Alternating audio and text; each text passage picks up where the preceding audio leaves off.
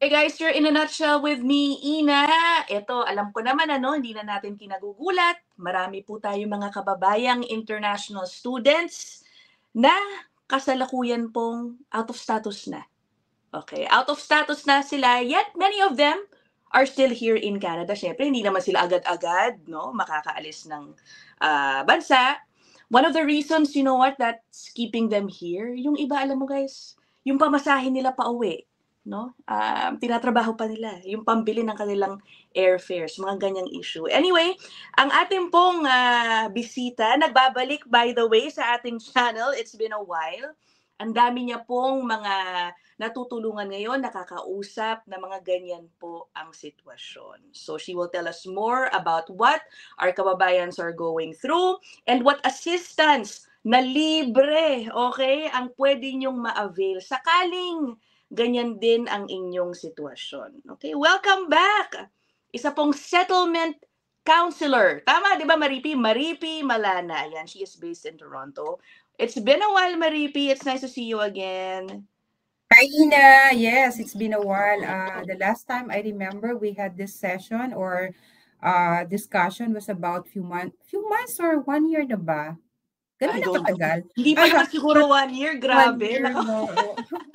But yeah, it's nice to be back, Ina, and we have so many things to discuss about the issues and challenges of international students. So let's dig in. Okay. I'm so sorry to do this, ha. Isa-charge ko sandali. Isasaksa ko lang yung charger ko. Biglang nag-low bat alert. Sorry, Maripi. Ito na. Sorry, guys. Diba? Maraming mga technical, Yeah. Oo nga. So, let's just be clear, no? Si Maripi po kasi, she works for a non-profit organization, right? That helps out mga temporary residents here in Canada. Iba't iba nilang mga concerns. Ay, teka muna, maling email yung nailagay ko sa baba. Eto na ha, wag na kayo magtanong sa comment section. Kung gusto po ninyong kontakin si Maripi, yung email po niya ngayon sa baba, ang kontakin ninyo, okay, to get in touch with her. Now, I understand, recently, no, ang daming nagpupunta sa inyo, mga kababayan, sa'yo, mga kababayan nating international students na wala ng status. Yeah, can you tell us about this, yung mga encounters mo sa kanila, bakit, ano na ang nangyari sa kanila, ano mga plano nila ngayon, yung struggles nila at this point? Okay, first of all, Ina, bago natin i-discuss fully yan, no? Kasi kanina tinanong mo yung title ko and everything. I think it's really important for our audience to understand and to know what's my position here, no? So, again, I'd like to say that I'm a settlement worker, a counselor working for a nonprofit organization that's funded by IRCC for newcomers, no? So, all the services and programs that we offer to the community, including yung mga newcomers in Canada, are all free of charge. In other words, this is a government-funded program. Now, one of the newcomers, I would say under that category of newcomers, yung mga international students na nagpupunta sa office namin. Well, obviously, right now, sa nagbabagong changes ng policy ng government, marami tayong nakikitang, changes sa mga circumstances ng ating mga tinutulungang tao, especially for international students. And you mentioned one of the challenges that they are facing right now, yung struggle nga ng pagpapauwi na sa kanila. But I think, Ina, before actually going to that part, siguro i-discuss lang natin quickly and briefly ano muna yung mga challenges nila kasi para maintindihan nila what brought them to that situation, right? Alright. Kasi mas maganda siguro maintindihan nila ano muna yung pinagdaanan nila bago sila nawala ng status. Correct? Correct. So I think, briefly lang naman, I would say all of these international students who lost their status in Canada went through a lot of challenges. I would say on top of the list would be the final challenge, the financial challenges that they had encountered. And then yung changes ng policies ng government that led them to where they are at the moment, unfortunately. And of course, yung kanilang limitation to social and, cultural challenges, I would say. And then they have the housing, accommodation challenge. And Nako. ultimately, pinakamalaking area ng challenge na pinagdaanan nila yung mental health challenge nila. Of course, Right? yeah. So this, Ina, is a very long discussion if we have to like really ponder and talk about every aspect of those challenges. But since natakal mo na yung bakit sila napauwi, siguro simulan na natin dun sa policy change. Yeah. Right? All right. Oo. Now, when international students come to Canada, they have so much expectations, right? And then they came here with that big anticipation and hope na one day they will get their status in Canada to become a permanent resident. And so, masyado silang na-excite, you know. Lahat naman nangangarap ng ganon. Binuhos nila lahat yung capacity nila, financially, everything, to come here. Unfortunately, marami sa kanila ang, okay, if I have to say it in the right word, nawala ng focus. Dahil doon sa pagbabago ng policy sa immigration. Before, very lax lang yung policy natin. And then, months back, a year ago, nagpalit yung policy ng pagbabawal ng pag-apply ng more than hours doon sa school nila. That change, you know, enabled them or tawag dito, naapektuhan yung capacity nilang kumita ng mas marami. And therefore, that fell into the financial constraint na hinaharap nila. Alright? So, dahil doon, nangangapa sila at kahit gustuhin man nilang mag-apply ng extension ng kanilang study permit that would require them to stay longer in Canada, unfortunately, they were not able to do that. Why? Dahil wala na silang financial means to support their studies. Correct? Therefore, anong i-expect natin doon? So, syempre, nawala na sila ng status. Tama? As they were struggling to move forward and to go on with what they needed to do next step nila, andun na yung problema din nila doon sa social and cultural aspect. Anong ibig sabihin nito? Hindi sila magkaroon, malaki yung discrimination nila when it comes to job competition. Unang-una, dahil, bakit? Pag nalaman ng mga employers na, okay, wala na pala silang status sa Canada, sino ang employer na mag-o-offer ng jobs sa kanila? Wala, di ba? And yung mga international students, they're very, very honest. Totoo, sinasabi nila yung current circumstance nila at saka yung status nila.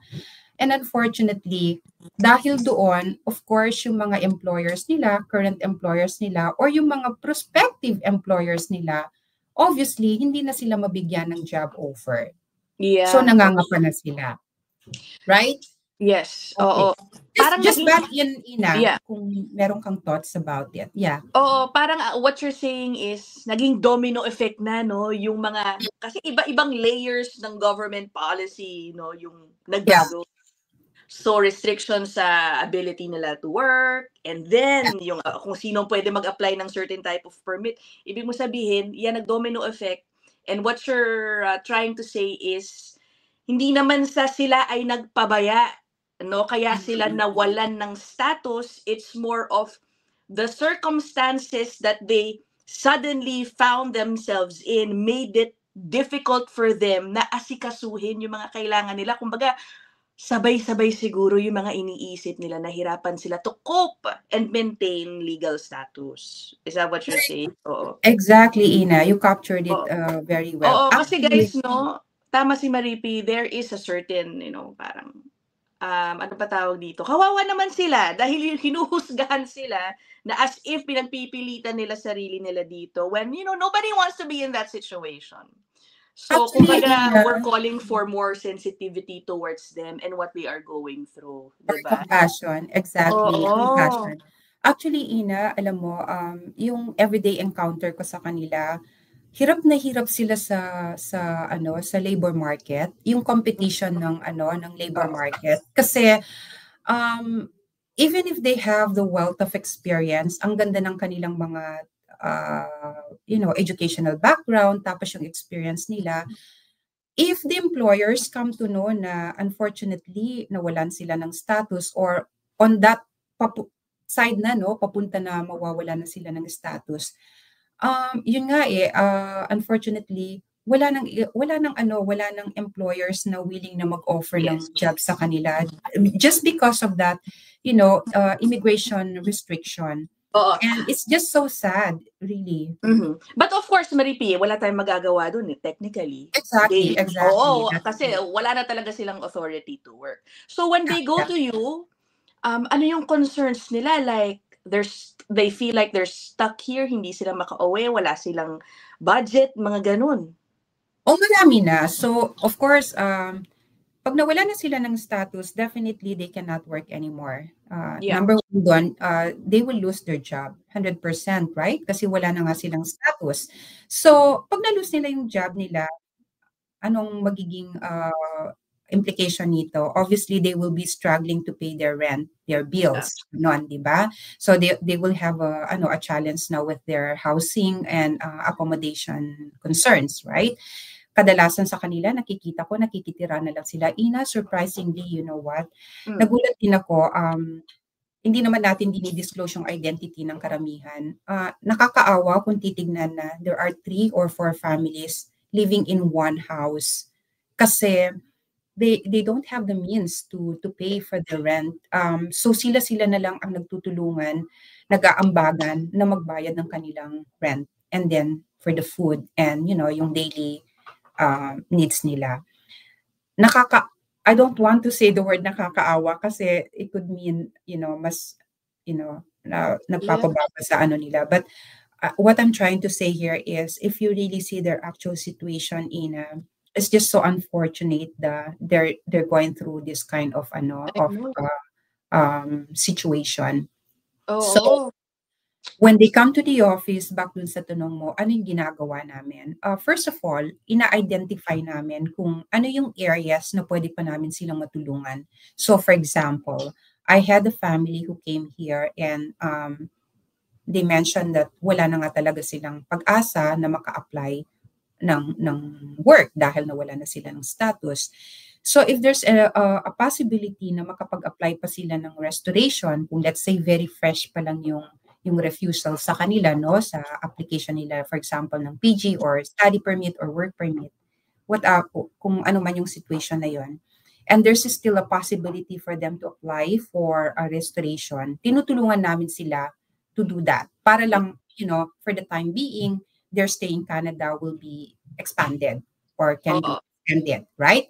Meanwhile, at the same time, while navigating that, we're trying to see kung ano yung other options na pwede nilang gawin. Kasi kasama na dyan, when they lose their status, for many of the international students with children, obviously, yung mga bata, tinatanggal na sa school. And ito yung isa sa pinakamasakit na situation ng mga families na hinaharap nila, na pati yung mga education ng mga maliliit nilang mga anak naaapektuhan, right?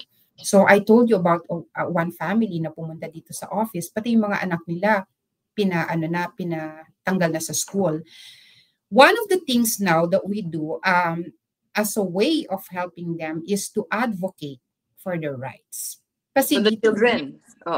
Exactly. Kasi alam naman natin, for example, if the kids are already enrolled in the school, whether or not ano ang nangyari doon sa application nila na approve or hindi, the kids still have the right to remain in school. Dapat hindi nila tatanggalin while the families are trying to navigate kung ano yung pwede pa nilang gawin while waiting for their next step.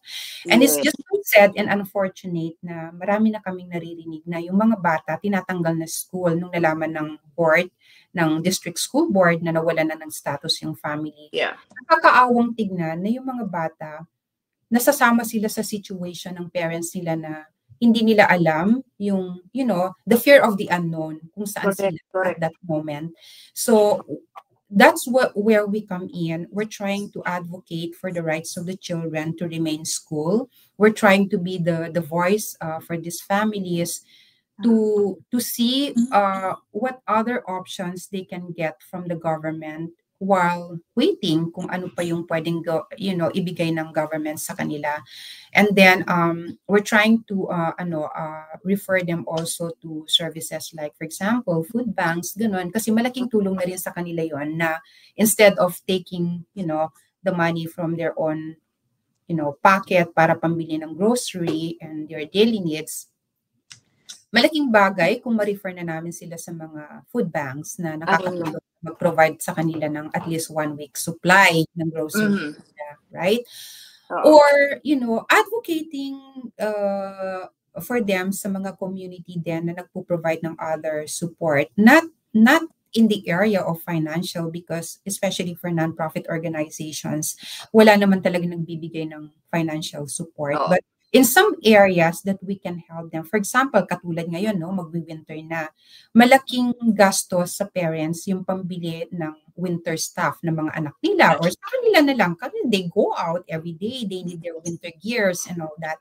And this also costs a lot to them, right? So, kami na yung tumutulong din sa kanila, na inilalapit namin sila sa mga, let's say, furniture banks or clothing banks para magkaroon sila ng mga ganong services or makakakuha sila ng mga tulong na ganon. So in terms of the assistance, meron naman kaming napoprovide sa kanila. It's just that unfortunately, due to their, immigration status nga, unfortunately, they're not eligible for other government programs. But we're trying our best to refer them and to be able to connect them to services that they're able to get, at least free few stuff. Yeah. Oo. Balikan ko lang nung konti yung sa situation ng children of out of status people here. I think that actually deserves a separate episode.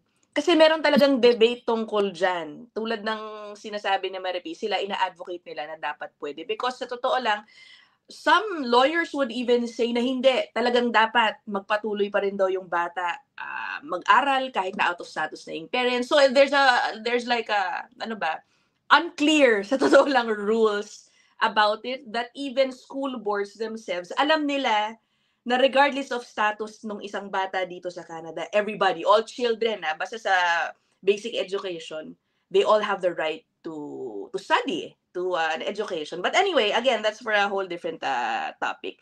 Ang question ko dito, Maripi, you talked about helping them restore status if may chance pa sila. Okay, helping them advocate for their children, getting their, things. But the reality is, I hate to be blunt about it, pero up to what point will they be in this position? Because again, syempre, not all of them, the reality is, baka magkaroon muli ng legal status, diba? Tapos, for example, they're living with other people, tinutulungan din sila sa pagkain. Napakahirap.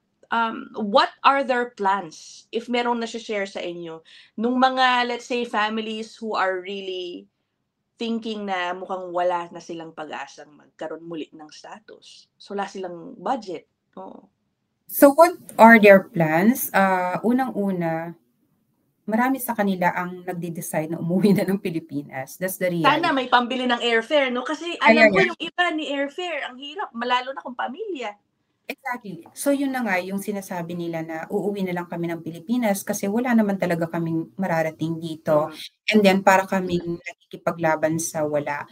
But again, ang struggle nila pag uuwi daw sila ng Pilipinas, paano na naman daw silang magsisimula.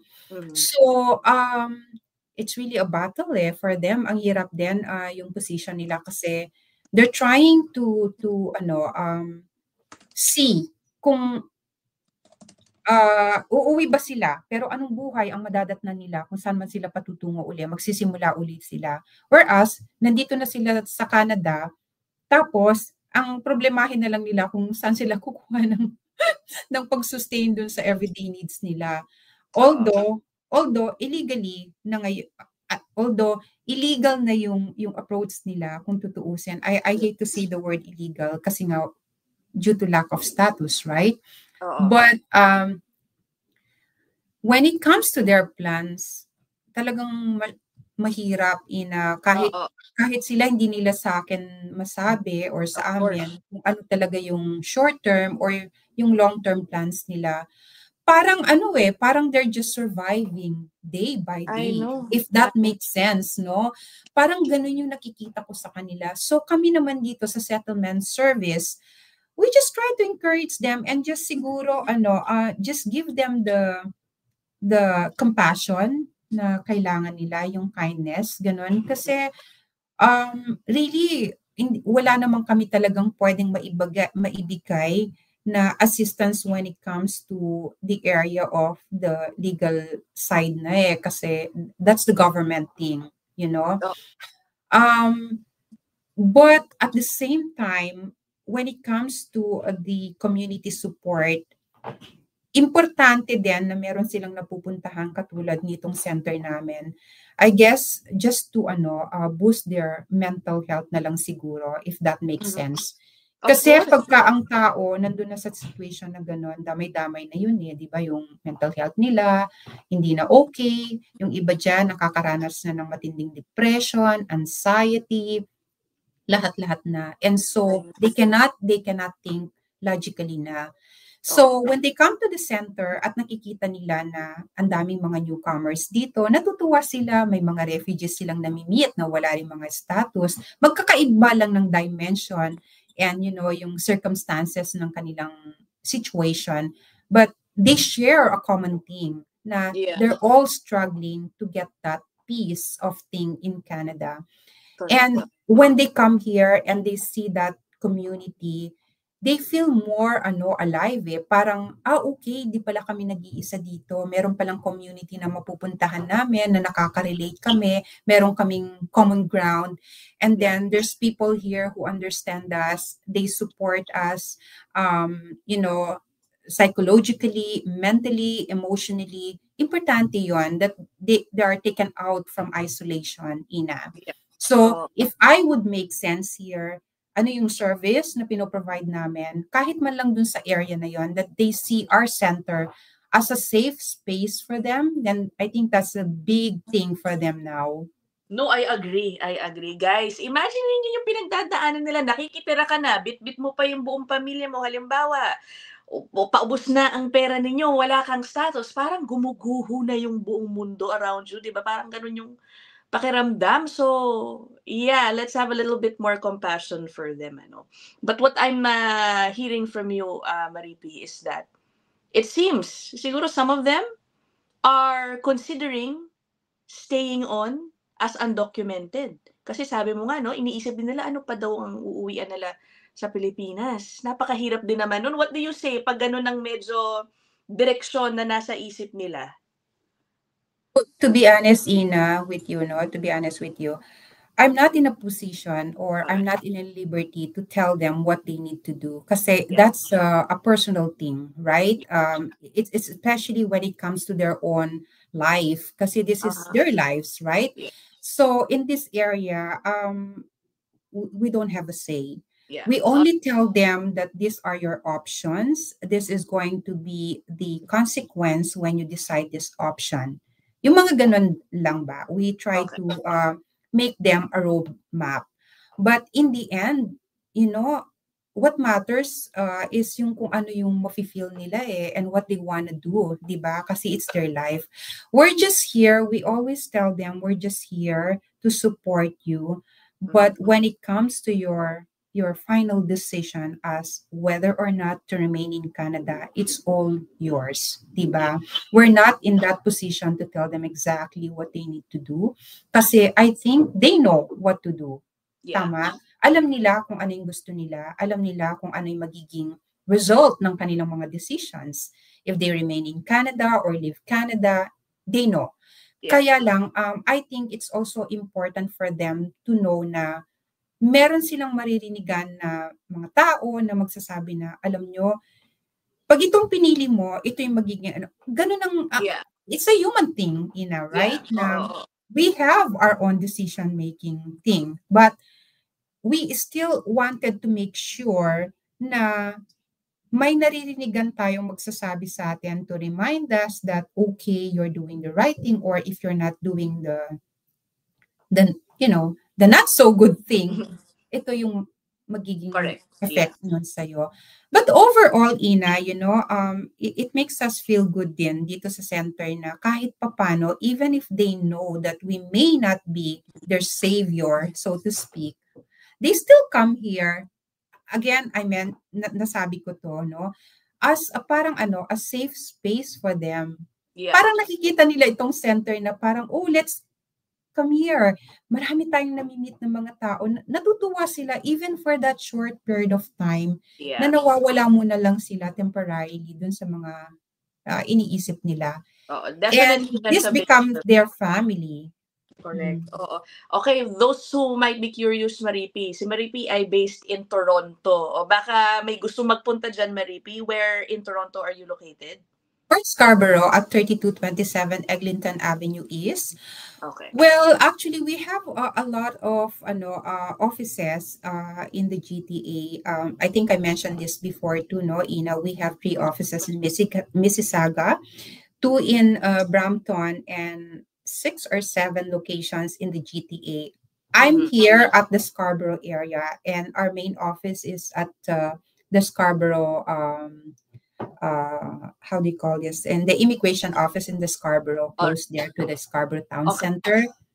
Yung kanila pong office ay CCS, okay? Catholic Cross Cultural Services. Yan yung pangalan ng kanilang non-profit if you guys wanna search it online. Okay, last na lang, Maripi, no? Just to be clear about it. Sinabi mo you help out with, let's say, filing or trying to secure a restoration for their status. Baka may magpunta sa'yo dyan, iniisip that they can consult you about yung mga immigration processes. Okay, isipin nila, can you help me like file this work extension, mga ganyan-ganyan. Covered nyo ba yun? May ganun ba kayo? Actually, Ina, in the center, we provide them with computer, laptop, lahat ng kailangan nila to make their application. But they have to do it themselves. All right. Now, gina-guide lang namin sila, but when they do the actual application, they have to do it themselves because of the privacy thing, right? We're not supposed to even check their documents. But yes, we assist them. But again, I'd like to highlight, we're not consultants, we're not lawyers, we're not paralegals or whatever na pupuntahan nila kami to consult. That's a legal matter that requires yung assistance ng mga lawyers and consultants and all that. We just provide them the general information based on IRCC rulings and policies. Yeah. All right.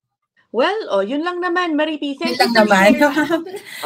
Thank you for sharing, and I hope, naku po, I don't know, no, pagdasal po natin yung mga kababayan nating nasa ganyang sitwasyon ngayon and that they make the right decision. Tama si Maripi, buhay nila yan, di ba?